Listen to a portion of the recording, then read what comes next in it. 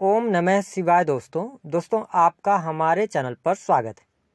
और इस वीडियो में हम आपको जानकारी देने वाले हैं कि मीन राशि वालों के लिए साल 2023 का जनवरी, फरवरी और मार्च का महीना कैसा रहने वाला है। आने वाले इन 3 महीनों में आपके जीवन में किस प्रकार की परिस्थितियों का निर्माण होगा, जीवन के किन क्षेत्रों में आपको सफलता प्राप्त होगी। और साथ ही आपके लिए वीडियो यह महत्वपूर्ण इसलिए हो जाता है क्योंकि आपके ऊपर शनि की 7.5 का आरंभ भी 17 जनवरी 2023 से होने वाला है। तो इसका क्या इम्पैक्ट, क्या प्रभाव आपको देखने को मिलेगा, आइए इस वीडियो में हम आपको जानकारी देते हैं। उससे पहले आपको बता दें कि यह जो राशिफल हम आपको दे रहे हैं वह आपकी चंद्र राशि पर आधारित है। तो आइए देखते हैं कि आपके लिए जब साल 2023 की शुरुआत होगी तो ग्रह गोचरी स्थितियां किस प्रकार से रहेंगी।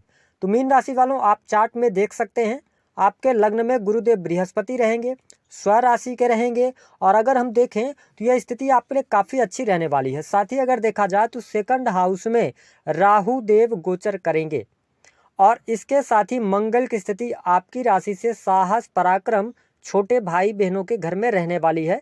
12 जनवरी तक ये वक्री हैं, उसके बाद ये मार्गी हो जाएंगे और इसके बाद 10 मार्च को ये आपके चौथे भाव में गोचर करेंगे। बात करें यदि हम यहाँ पर आपके लिए केतु की, तो केतु आपके अष्टम भाव में रहेंगे। वही सूर्य और बुध का बुधादित्य योग आपके 10th हाउस में यानी कि कर्म क्षेत्र के भाव में रहेगा।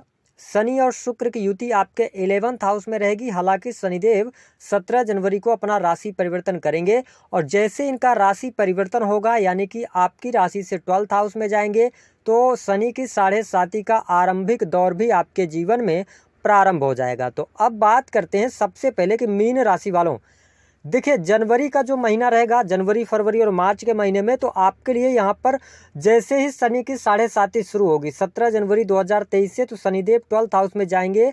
तो आपको थोड़ा सा अपने स्वास्थ्य पर ध्यान रखने की आवश्यकता रहेगी क्योंकि स्वास्थ्य रिलेटेड ये इशू दे सकते हैं विशेष तौर पर। क्यों? क्योंकि शनिदेव आपके 12th हाउस में गोचर करेंगे और जब भी किसी भी जातक पर शनि की 7.5 आरंभ होती है तो वो स्वास्थ्य को जरूर शनिदेव अटैक करते हैं। ऐसे में आपको हड्डियों में तकलीफ, खांसी होना अथवा इसके अतिरिक्त अगर देखा जाए तो चेस्ट में पेन होना, हड्डियों में तकलीफ होना, चोट चपेट लगना, इन चीज़ों से आपको जनवरी, फरवरी और मार्च के महीने में विशेष तौर पर सावधान रहना होगा। हालांकि आपको बता दें कि मंगल देव की जो दृष्टि है वो चौथी दृष्टि भी आपके 6th हाउस पर पड़ रही है। तो आप ये समझ लें कि मीन राशि वालों, हम डरा नहीं रहे, लेकिन शनि की 7.5 का आगाज हो रहा है तो थोड़ा सा आपको इन 3 महीने में अपने स्वास्थ्य का ध्यान रखना होगा। वाहन वगैरह अगर आप चलाते हैं तो थोड़ा सा सावधानी पूर्वक चलाइएगा।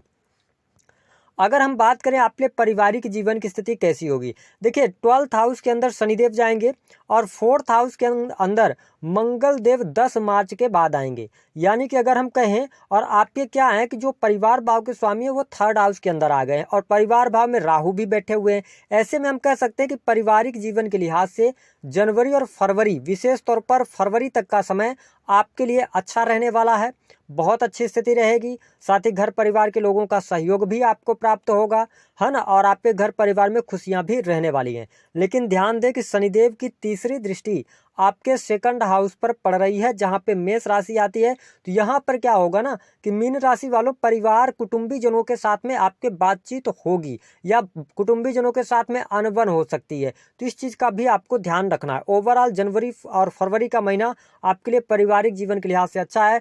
उसके बाद अगर देखा जाए तो जैसे ही मंगल देव 10 मार्च को 4th हाउस में गोचर करेंगे, यह समय आपके लिए बहुत अच्छा रहेगा। विशेष तौर पर अगर देखा जाए तो यहाँ पर मिथुन राशि में जैसे ही आएंगे मंगल देव, तो आपके घर परिवार में कोई मांगलिक अथवा धार्मिक आयोजन होना, साथ ही घर परिवार में जमीन प्रॉपर्टी से रिलेटेड कोई कार्य होना, है ना। अगर कोई इशू चल रहा था तो उन इशू से आप बाहर निकलेंगे। तो ये स्थिति आपके लिए प्लस में रहने वाली है। और सबसे इम्पोर्टेंट बात, भले ही आपके ऊपर शनि की 7.5 का आरंभ हो जाए, लेकिन आपके लिए प्रेम संबंध के लिहाज से मीन राशि वालों समय बहुत ही अनुकूल रहने वाला है।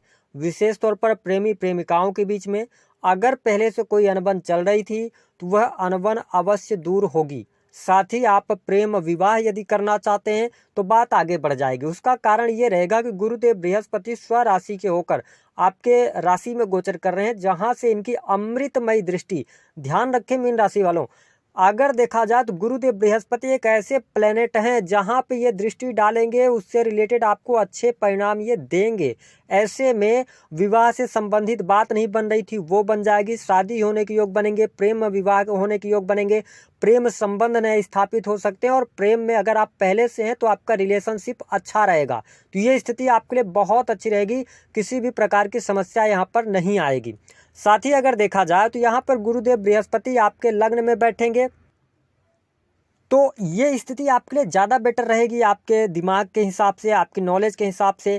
तो इन चीज़ों के लिए आपके लिए बहुत अच्छा समय यहाँ पर रहेगा। साथ ही अगर देखा जाए तो यहाँ पर गुरुदेव बृहस्पति जब पंचम भाव में दृष्टि डालेंगे तो आपके लिए सबसे इम्पॉर्टेंट बात ये करेंगे कि आपकी शिक्षा को ये बेहतर कर देंगे, एजुकेशन में आपको लाभ देंगे, है ना। अगर आप किसी भी प्रकार से लॉ के फील्ड के अंदर हैं, बैंकिंग सेक्टर की कोई तैयारी कर रहे हैं, पढ़ाई कर रहे हैं, कोई कम्पिटेटिव एग्जाम वगैरह की तैयारी कर रहे हैं, तो आप ये समझ सकते हैं मीन राशि वालों, 7.5 से आपको डरना नहीं है। पंचम भाव में बृहस्पति की दृष्टि पड़ रही है तो पंचम भाव से रिलेटेड अच्छे परिणाम आपको अवश्य देखने को मिलेंगे। तो शिक्षा आपकी बेहतर होगी, कहीं पर एडमिशन लेना चाहेंगे उसके लिए भी बहुत अच्छी स्थिति यहाँ पर बनती हुई नजर आने वाली है। तो ये स्थिति काफ़ी अच्छी रहेगी क्योंकि लग्न भाव के स्वामी है गुरुदेव बृहस्पति और 10th हाउस के। तो आप ये समझ सकते हैं कि शिक्षा के क्षेत्र में आप अच्छा करियर भी बना सकते हैं, वहाँ पर आपको लाभ होगा, पढ़ाई लिखाई अच्छी रहेगी, कोई एग्जाम देंगे तो उसमें आपको सफलता प्राप्त हो जाएगी, भले ही शनि की 7.5 क्यों न चढ़ रही हो। तो यहाँ पे काफ़ी अच्छी स्थिति है। बात करते हैं आपके लिए संतान के लिहाज से कैसा रहेगा। पंचम भाव में दृष्टि डाल रहे हैं मीन राशि वालों, अगर देखा जाए तो दसम और लग्न के स्वामी होकर पंचम भाव में दृष्टि डालना कुल मिलाकर आपके लिए संतान के लिहाज से अच्छा है। संतान के करियर के लिए अच्छा रहेगा, संतान के स्वास्थ्य के लिए अच्छा रहेगा समय जनवरी, फरवरी और मार्च का महीना, तो इनमें आपको बहुत ज़्यादा दिक्कत नहीं आने वाली है। बात करते हैं आपके लिए स्वास्थ्य। देखिए यहाँ पर स्वास्थ्य तो ये प्रभावित कर सकते हैं, और हमने आपको शुरुआत में ही बताया कि ये थोड़ा सा स्वास्थ्य में जैसे कि आपको हड्डियों में पेन ये दे सकते हैं, ऐसी स्थिति यहाँ पर बनने जा रही है। साथ ही अगर देखा जाए तो यहाँ पर आपको ऋण लेने से बचना चाहिए क्योंकि देखिए शनिदेव की सप्तम दृष्टि आपके कहाँ पर पड़ेगी, 6 हाउस के अंदर पड़ेगी। तो थोड़ा सा शत्रुओं से आपको सावधान रहना होगा, वाद विवाद नहीं करना है ना, लड़ाई झगड़े से आपको दूरी बनाकर रखनी है, और अनएक्सपेक्टेड कर्ज नहीं लेना है। मतलब बहुत ज़्यादा कर्ज लेके आप लग्जरियस आइटम की तरफ न जाएं, कर्ज लेकर कोई बहुत बड़ा इन्वेस्टमेंट ना करें, है ना। ये चीज़ ज़्यादा बेस्ट आपके लिए रहेगी क्योंकि शनिदेव की 7वीं दृष्टि 6 हाउस पर पड़ रही है। तो यहाँ पर और 6 हाउस पे आपके सूर्य की राशि आती है सिंह, जिसके कारण आपको निगेटिविटी यहाँ पर देखने को मिल सकती है।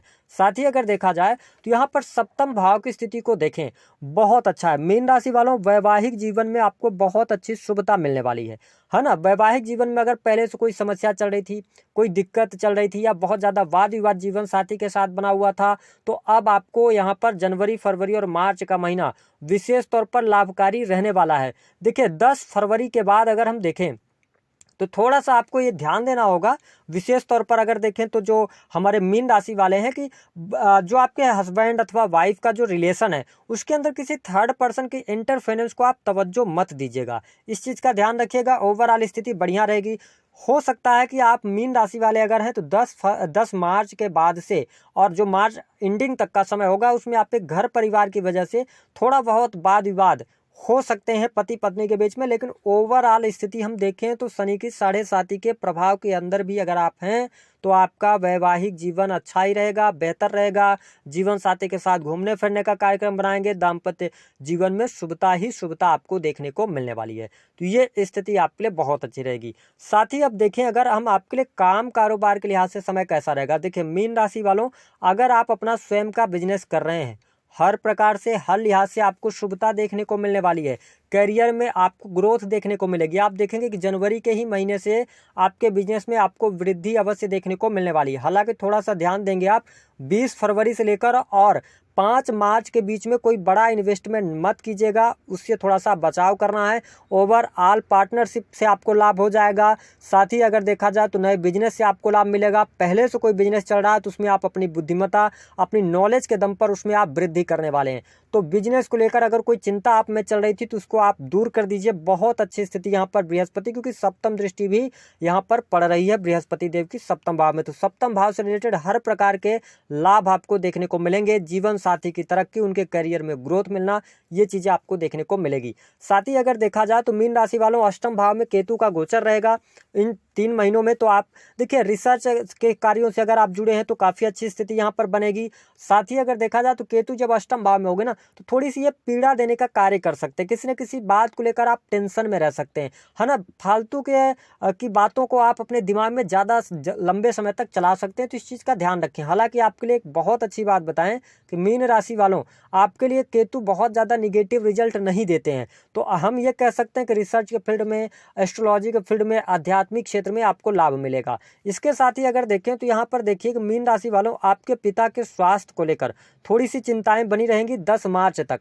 हालांकि बहुत ज़्यादा नहीं होगी लेकिन कुछ तो चिंताएं रहेंगी, विशेष तौर पर जब तक ये 12 जनवरी तक तो ये बकरी हैं। तो यहाँ पे ज़्यादा निगेटिविटी आपको पिता के स्वास्थ्य को लेकर मिल सकती है, अथवा भाग्य आपका थोड़ा सा कम साथ देता नजर आएगा, क्योंकि भाग्य भाव के जो स्वामी बनते हैं ना वो मंगल देव बनते हैं, है ना। सेकंड और भाग्य भाव के स्वामी होकर आपके 3rd हाउस में गोचर करेंगे और वक्री रहेंगे। तो यहाँ पे थोड़ा सा निगेटिविटी आपको मिल सकती है ना। तो लेकिन उसके बाद 12 जनवरी के बाद आपके लिए ज़्यादा बेस्ट स्थितियाँ होंगी। हालांकि अगर देखा जाए तो यहाँ पर स्थितियां बेटर ही रहने वाली हैं, कोई बहुत ज़्यादा निगेटिविटी आपको नहीं मिलने वाली है। अब देखिए कैरियर की अगर हम बात करें, आप 100% नोट कर लीजिए मीन राशि वालों, सरकारी क्षेत्र के अंदर हैं तो जनवरी के महीने में 17 जनवरी से पहले पहले आपको पद प्रतिष्ठा की प्राप्ति, सैलरी में वृद्धि होना, नई नौकरी अगर आप तलाश कर रहे हैं तो उसकी भी आपकी मनोकामना अवश्य पूर्ण यहाँ पर होती हुई नजर आएगी। क्योंकि 10th हाउस के अंदर साल की जब शुरुआत हो रही है तो सूर्य बुध का बुधादित्य योग बना हुआ है, तो ये स्थिति आपके लिए बहुत बढ़िया है। और 10th भाव के स्वामी जो हैं आपके वो लग्न में जाकर बैठे हैं, तो ये हम कह सकते हैं कि नौकरी के लिहाज से सरकारी क्षेत्र में रुके काम, पेंडिंग काम, सारे कार्य आपके बन जाएंगे और आपको यहाँ पर बहुत अच्छा लाभ भी देखने को मिलेगा। नई नौकरी की प्राप्ति, अगर आप देखा जाए तो यहाँ पर एडमिनिस्ट्रेशन के क्षेत्र के अंदर हैं, बैंकिंग सेक्टर के अंदर हैं, लॉ के फील्ड के अंदर हैं, बहुत अच्छा जबरदस्त आप काम करने वाले हैं। तो नई नौकरी की प्राप्ति, क्या नौकरी छूटने के योग बनते हैं? ऐसी संभावनाएं नहीं बनती हैं। आप आगे बढ़े, बहुत अच्छी स्थिति यहाँ पर मीन राशि वालों आपको देखने को मिलने वाली है। साथ ही अगर देखें तो शनि और शुक्र की युति आपके 11th हाउस में, तो धन की स्थिति क्या रहेगी? धन की स्थिति लगातार आपके लिए बेहतर बनी रहेगी। लेकिन ध्यान रखें मीन राशि वालों कि अगर देखा जाए तो 11th और 12th हाउस के लॉर्ड बनते हैं आपके लिए शनिदेव, और शनिदेव 12th हाउस में चले जाएंगे जहां पे 12वें भाव में शनिदेव मजबूत हो जाएंगे। तो आप ये समझ सकते हैं कि आप किसी भी ऐसे फील्ड से जुड़ा रखते हैं जो कि विदेश से है, तो वहां पर आपको बहुत अच्छा लाभ मिलेगा। लोहे से जुड़ा कोई भी इंपोर्ट एक्सपोर्ट का कार्य करते हैं, ऑनलाइन टेक्नोलॉजी से रिलेटेड कोई कार्य कर रहे हैं, विदेशी भूमि से बहुत अच्छे लाभ मिलेंगे। कोर्ट कचहरी आदि का कोई मैटर चल रहा है उसमें शुभता आपको देखने को मिल जाएगी। तो ये स्थिति आपके लिए बहुत बढ़िया रहेगा। अगर आप मेडिकल लाइन से जुड़ा हुआ कोई भी कार्य करते हैं, बहुत अच्छी तरक्की प्राप्त करेंगे। तो कुल मिलाकर अगर हम देखें तो काफ़ी अच्छी स्थितियां हैं, लेकिन शनि की 7.5 का प्रभाव की वजह से तनाव लेने से आपको बचना है, हड़बड़ाहट में कोई कार्य नहीं करना है।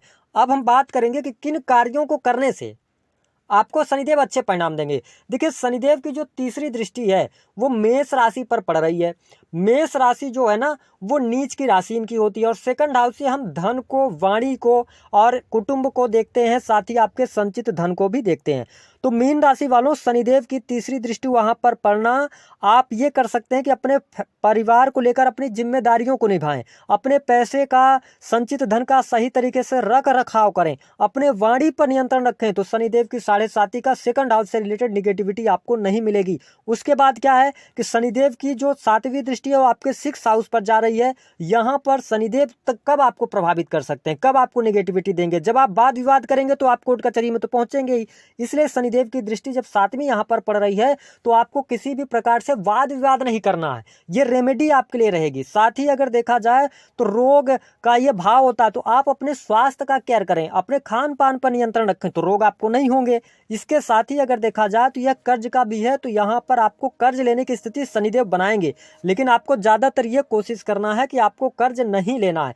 इसके बाद अगर हम देखें तो इनकी जो 10वीं दृष्टि है वो आपके भाग्य भाव पर जा रही है, यानी कि शनिदेव आपको भाग्य भाव से हर प्रकार की जिम्मेदारी आपको निभानी है। साथ ही देखिए 9th हाउस में इनकी दृष्टि पड़ रही है, तो आपको अपने पिताजी के स्वास्थ्य का केयर करना है, ये आपको धर्म कर्म से थोड़ा सा विमुख करेंगे, तो आपको धार्मिक क्रियाकलापों से जुड़े रहना है ना। यात्रा करते समय थोड़ा सा आपको सावधान रहना है। बस इतना कीजिए, आपको बहुत अच्छे लाभ मिलेंगे। ये जो बातें हमने आपको बताई, बस इसका ध्यान रखिए।